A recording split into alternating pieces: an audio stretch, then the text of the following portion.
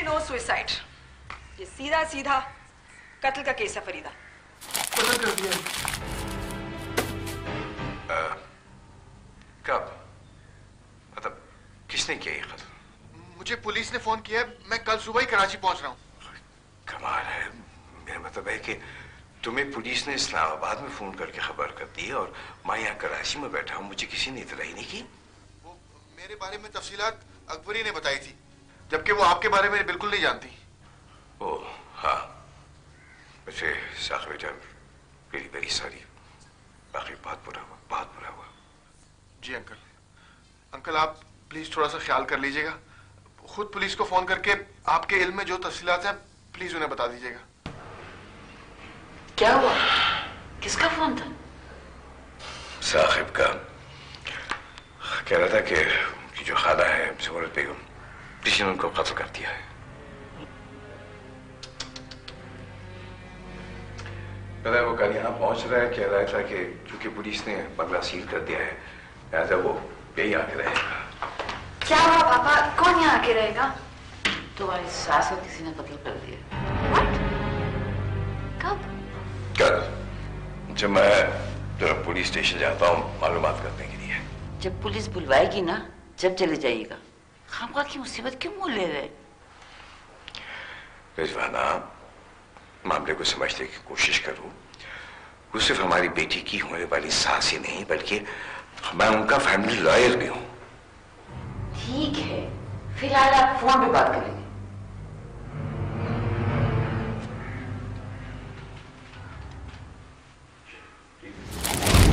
Madam मकतूला के तमाम neighbour से मालूमात कर ली है, ये राइट के तीसरे बंगलों में रहते हैं और अभी आए हैं।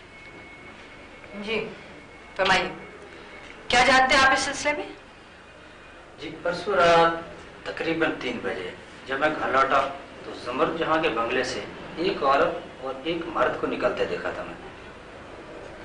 अच्छा, वो लोग कौन थे? मेरा मतलब है आपने इससे पहले भी कभी उन्हें वहां आते जाते देखा, पहचानते हैं उन्हें? मैंने कभी ज़ुमर बेगम को ही उनके बंगले पे आते जाते नहीं देखा। भाई आजकल कौन किस पे तवज्जो देता है। और उन्हें तो मैंने इसलिए देख लिया कि उस रात मेरी कार खराब हो गई थी और मैं पैदल ही अपने बंगले की तरफ आ रहा था। दोबारा देखें तो पहचान लेंगे? मेरा ख्याल है नहीं। अंधेरा भी बहुत था और उन दोनों और मुझ में फासला भी काफी था। औरत आम खद्दो-खाल की थी और हाँ, मर्द लंगड़ा कर चल रहा था, जैसे पैदाइशी नुक्स होता है ना। थैंक यू जी, आपके ताउन का बहुत बहुत शुक्रिया। ये तो मेरा फर्ज था कि कानून की मदद करूं। थैंक यू, मेहरबानी। इंस्पेक्टर शाह अहमद। मेरा नाम नवाज अहमद है और मैं मकतूला ज़ुमरत बेगम का फैमिली लॉयर हूँ। जी नवाज साहब, जी जी, साकिब से आपका पता और फोन नंबर मिल गया था, मैं खुद भी आपको कांटेक्ट करने ही वाली थी। जी, इसीलिए मैंने भी आपको फोन किया है। फिर आप तशरीफ लाएंगे या मैं हाजिर हो जाऊं? मैं समझता हूँ अगर आप तशरीफ लाएंगे तो I should be very grateful. ठीक है, आप एड्रेस नोट करवाइए। जी जी, ऑलराइट जी, मैं हाजिर हूँ। ओके। देखिए मैडम, वैसे तो उनके फैमिली लॉयर के इतना मैं उनको जानता हूँ, उस लिहाज से वो नहायत नफीस, तन्हाई पसंद और बहुत कम लोगों से मिलती जुलती थी, बहुत कम गो खातून थी, तो मैं नहीं समझता कि उनकी जात से किसी को कोई खतरा हो सकता था। शायद इसीलिए उन्होंने कोई मुलाजमीन भी नहीं रखे थे। जी नहीं। मुझे एक बात बताइए, उनकी मौत से किसी को फायदा पहुंच सकता था? जहां तक मैं समझता हूँ किसी को भी नहीं, क्योंकि उनकी तमाम जायदाद उनके सगे भांजे अम्मू बोले बेटे साकिब के नाम थी और ये वसीयत तकरीबन उन्होंने 5-6 साल पहले तहरीर करवा दी थी। कभी वसीयत तब्दील करने के बारे में उन्होंने कोई इरादा जाहिर किया या फिर किसी ने उन्हें ऐसी किसी तब्दीली पे उकसाया? जी नहीं, जैसे मैंने आपको बताया कि उन बेचारी का तो इस दुनिया में सिवाय साकिब का और कोई था ही नहीं, तो तो उकसादा कौन, बल्कि तकरीबन 10-15 दिन पहले उन्होंने मुझसे इस सिलसिले में मशवरा भी किया था। फिर उन्होंने वसीयत तब्दील की या मौजूदा वसीयत मनसूख?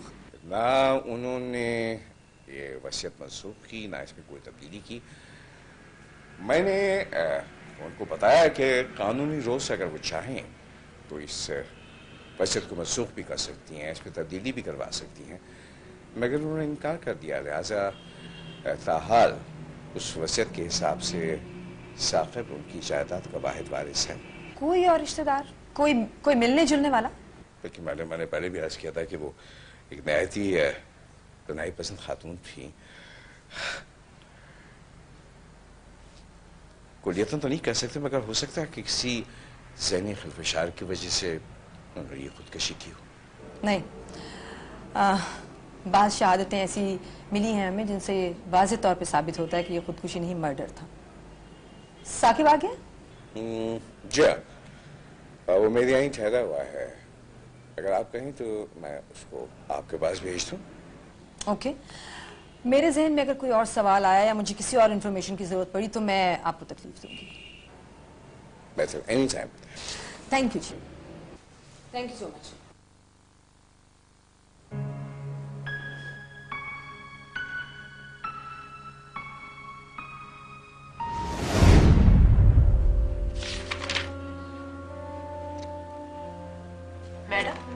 कहीं ऐसा तो नहीं है वसीयत तब्दील करने वाली बात साकिब के नॉलेज में आ गई हो और उसने अपनी खाला को धक्का दे दिया हो? बिल्कुल ऐसा हो सकता है। साकिब इस्लामाबाद के किसी कॉलेज में पढ़ता है। आप फौरन कॉलेज की इंतजामिया से राब्ता करें और कत्ल वाले दिन की साकिब की अटेंडेंस का पता करें। अगर वो उस दिन गैर हाजिर था तो हो सकता है हम कातिल के बहुत करीब पहुंच चुके हैं। जी आप ठीक है, मैं आज ही कॉलेज से उसकी अटेंडेंस चेक करा लूंगी। साकिब थाने आया था? जी मैडम, उसका फोन आया था, बल्कि कराची पहुंचते ही उसने आपको फोन किया था, लेकिन आप थाने में नहीं थी। ठीक है, फिलहाल आप गाड़ी निकल आए, हम जमूरत बेगम की खाना तलाशी लेंगे। Right madam.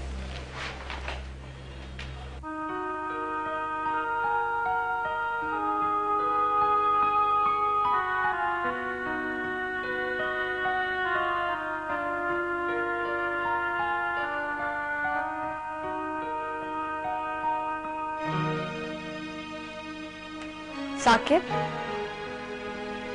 तुम्हारी आंटी के मर्डर के बारे में सुनकर बहुत अफसोस हुआ। मेरी आंटी बहुत अजीम खातून थी। 20 साल पहले जब मेरे वालिदैन का इंतकाल हुआ तो उन्होंने मेरी सरपरस्ती की, मुझे पढ़ाया लिखाया, बड़ा किया, हत्ता कि शायद उन्होंने मेरी वजह से शादी भी नहीं की। बिल्कुल सही कहते हो तुम। उन्होंने तुम्हें अपनी औलाद समझा, इसका सबसे बड़ा सबूत तो यही है कि उन्होंने अपनी सारी जायदाद तुम्हारे नाम कर दी। हाँ, उन्होंने कभी मेरी कोई ख्वाहिश रद्द नहीं की। यहाँ तक कि जब मैंने तुम्हें पसंद किया तो उन्होंने इस पर भी कोई एतराज नहीं किया। एतराज का तो कोई जवाब ही नहीं बनता था। हम लोग अगर हैसियत में तुमसे ज्यादा नहीं तो तुमसे कम भी नहीं थे। नहीं, मेरा ये मतलब नहीं था कि आंटी ने अपनी वकील के बेटे के साथ मेरी शादी तय कर। मेरा तो ये मकसद था कि आंटी ने मेरी पसंद पे कोई एतराज नहीं किया। अच्छा ठीक है, तुम घर पे ही हो ना? मैं जा रही हूँ अपनी दोस्त शादी से।